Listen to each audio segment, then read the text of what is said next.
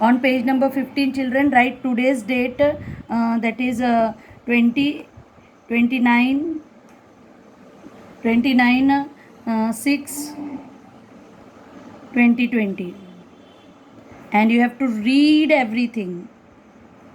Okay, and see the question which is given on page number 15. Here 1 meter cube, 1 meter cube is equal to, it should be 1000 liters. This ml is the misprint, this you can cancel. Okay, so do this correction, children. 1 meter cube is, it should, the answer should be 1000 liter. This we have, this conversion we have already shown in video first video only we have done. It is not 1 meter cube is equal to it, the right answer is 1000 liter. So you have to read each and every page. Now we will start with the area of regular shapes. Okay, we have put the date and read every day each page we have done.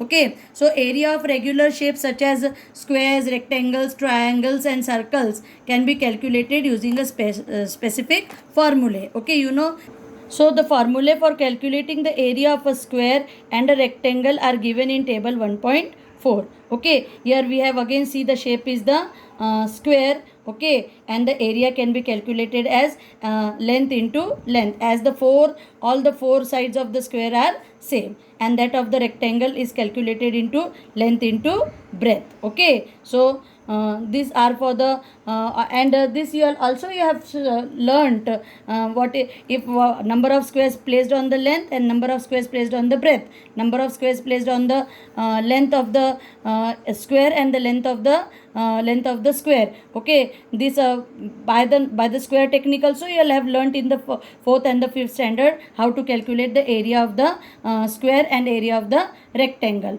But now you have a specific formula to calculate the area of the square and area of the rectangle, that is length into length and breadth, length into breadth. Okay, then area of irregular shapes. This was about all the area of regular shapes whose dimensions are known to us. They are regular shapes. In the first question I have asked you what is the difference between the regular shapes and irregular shapes. Okay, these have the specific dimensions, that's why they are called as the regular shapes. And irregular shape, they do not have the specific dimensions, that's why they are called as an irregular shape, such as the leaf or the palm or the foot. They are called as the irregular shapes. So the palm of your hand and a leaf do not have fixed dimensions. Okay, so therefore we do not have a standard formula for calculating this area. So the convenient way to find the approximate area of an irregular shape is to use a square centimeter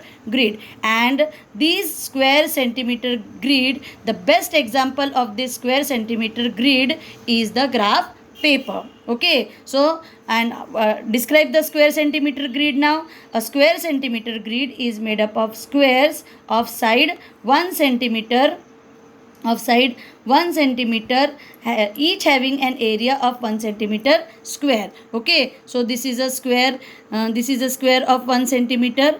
Okay, so it is a square of 1 centimeter and 1 centimeter and 1 centimeter. So each having an area of 1 centimeter square. A graph paper is the most commonly used form of a square centimeter grid. Let us perform the following activity to see how to measure the area of an irregular shape using a square centimeter grid or a graph paper.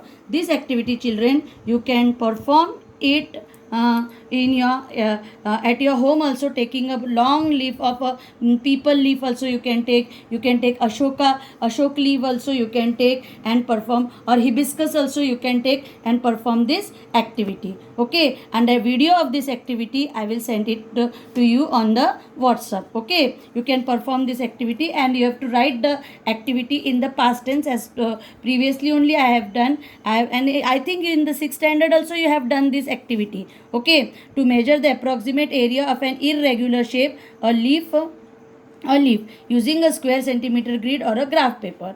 Okay, and materials required is the graph paper, a leaf and a pencil and a pen. Okay, then you have to place a leaf on the graph paper and trace the outline with a pencil. There will be some complete squares and some incomplete squares within the outline. So you can see the complete squares and incomplete squares in it, and complete squares you have to mark with the, or you can use the two inks also. You can use the pen also and a pencil also to mark it complete and incomplete. You can use the pencil also and a ink also. Okay, then count the number of complete squares and mark this with a tick mark. Okay, you can see over here. Then count the number of incomplete squares that are half or more than half inside the shape and also mark this with a tick. Okay, which are more than half, that only you have to mark with the tick, and which are not more than half, or it is less than half also, that you have to mark with a cross. Mark the square that are less than half